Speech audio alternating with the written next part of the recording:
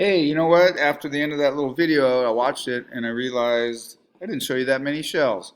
So let me very quickly, just for the fun of it, this is extra. If you're not into it, go on and work on the assignment.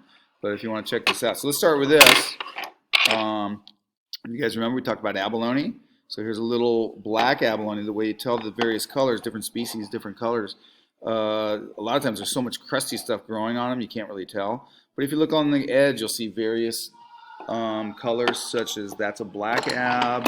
I don't know if you can be able to see it that well in the video, but this would be a pink or a red. Okay. Again, I'm not sure how well that's showing up. And then there are green ones. There's white abs. And they all, if you guys remember from the diving video, the different size requirements for each one for the different species. So like I think I showed you, here's the inside of a scallop shell. Here's the other side. And again, if you're a scallop eater, there's the scar where the muscle connected the two shells, and that's the part you would eat. Here's a little local snail.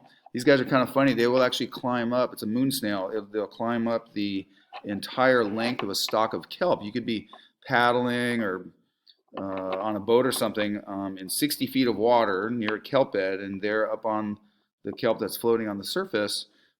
See one of these guys crawling around. So if you accidentally bumped him off, or on purpose, if you were mean, he would actually go all the way down, have to start his little journey all the way back up that stalk of kelp. So that's a moon snail. And then I mentioned before, cowries. These guys, these guys keep themselves polished all the time by having their mantle extend out of their foot. And I'm doing this kind of fast on purpose. Here's a spiked, I'm just going to call it that because I don't know any better name for it, but a spiked scallop. So like that other one I showed you a second ago, except this guy has all these spines on it to help protect him. There's actually types of scallops that can swim, and what they do is they take the other side of their shell, and they're not connected to anything, and they will actually very quickly, fast as they can, open and close their shell, and they kind of swim away. Kind of a funny little thing to see. And then anyway, just some other cool kind of spiked, very pretty. They call these a murex, M-U-R-E-X shell. This is actually one of my favorites. I don't know if you can tell, but those coils are tight and almost perfect. I'm trying to hold just right for the camera, but you can kind of see down inside there. Almost looks like something that was, it's so precision made, like a machine made it, but that's a little snail shell. Okay, very, very cool. Most of these come from either locally, actually someone gave me a good number of them, but either around Malibu, Ventura, Santa Barbara area, and then the rest mostly from Mexico. Here's one more I'll show you, another one we call it Murex, just like a perfect little coil on this guy. Yeah, just very, very cool. An error most people make, or many around your age, when they start pulling shells out, is the first thing they think of is hermit crabs. And keep in mind, a snail made this, and a hermit crab came and occupied it after the snail died, was eaten, whatever happened to it, but they left the shell vacant, and then the crab moved in. He did not make that shell. So, oh, one last one. I just said that was the last one, but this will be the last one. Big guy. So this is called a conch, C-O-N-C-H, or conch shell. And you guys, most of you have probably seen this in the classroom.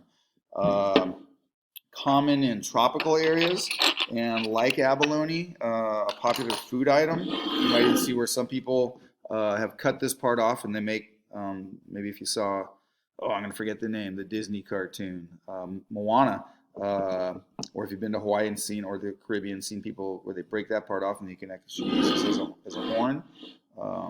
But there's a pretty large snail that lives up inside here that made this shell, and it's a popular food item. And because of that, sometimes you'll be snorkeling in some of these tropical places, in the Caribbean or wherever, and you'll see one of these on the seafloor with a big hole in it where someone came with a tool and broke it open, pulled the animal out, left the shell. And because of that, they are protected. There are some people who are licensed to take a certain number per year. And you can actually sometimes go to restaurants and get what they call conch fritters, where they deep fry them. So anyway, that's a conch shell. Very, very cool. Kind of hoping you can see that color pink in the inside. It's real pretty.